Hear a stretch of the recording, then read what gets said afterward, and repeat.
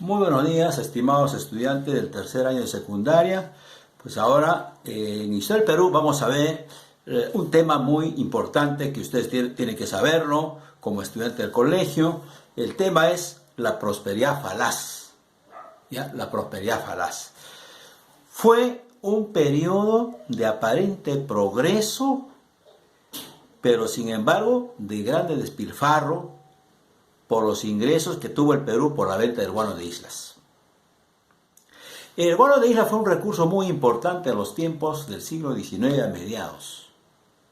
Bastante apetecido por las potencias, porque entonces necesitaban de este recurso para fertilizar sus tierras y tener más producción. Y el Perú lo tenía. Era el Perú más rico en este recurso, ¿no? En el proceso de la explotación del guano que hemos tenido, llamado la prosperidad falaz, oye, se benefició más a la burocracia civil, funcionarios, burocracia militar, ahí se gastó más dinero que para las obras públicas. Para ferrocarriles, 20% nada más. Y mayormente para los funcionarios. Lujosos y además onerosos salarios se le dio Ramón Castilla, en este caso. Gobiernos que transitaron en este periodo de la prosperidad falaz. En primer lugar, Agustín Gamarra, en su segundo periodo, pues comenzó la venta del guano mediante el sistema de contratos. Y el primero que comenzó a hacer negocio con el guano fue el gran comerciante peruano Quirós, que ganó mucho dinero con la venta del guano. Más gana el empresario que el Estado. Luego tenemos, eso ocurrió entre el año 1834 al 41. En el año 45 llega al poder Castilla.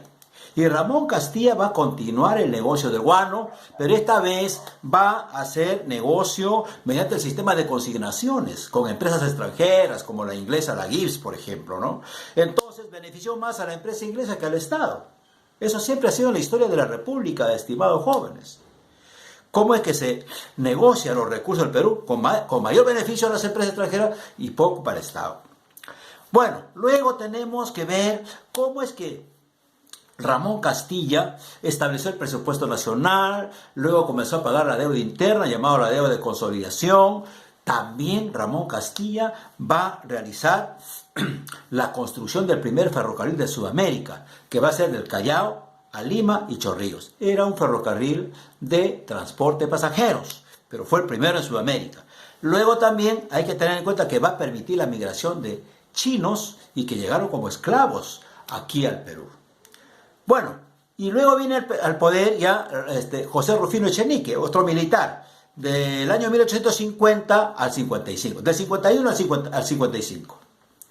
Oye, se firmó el Tratado de Herrera de Puente Ribeiro con Brasil, un tratado de navegación, pero el Perú perdió territorio, cedió Bartolomé Herrera, que era el ministro de Relaciones Exteriores, a Brasil. Perdimos prácticamente territorios en ese gobierno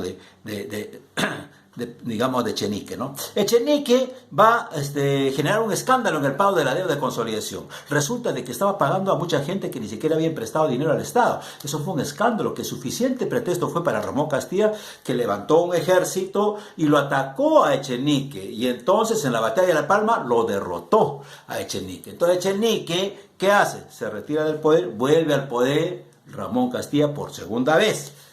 Esta vez Ramón Castilla va a gobernar del año 1855 a 1860. Bueno, de vuelta al poder, abolió el tributo que pagaban los indios en Ayacucho y abolió la esclavitud en Huancayo para ganarse la simpatía de la población y los votos que quería. Y entonces va también Ramón Castilla ver el debate que va a haber durante su gobierno entre los liberales y los conservadores por si los indios deben votar o no deben votar, ¿no? Los conservadores decían que los indios no tienen por qué votar, ¿no? Ellos no son para la política, ellos nacen para trabajar, decían, ¿no? Entonces Ramón Castilla, en su segundo gobierno, va a promulgar dos constituciones. La de 1856, que fue de tendencia liberal, que fue negada por los conservadores, y tuvo que promulgar otra constitución, la de 1860, que duró más de 60 años.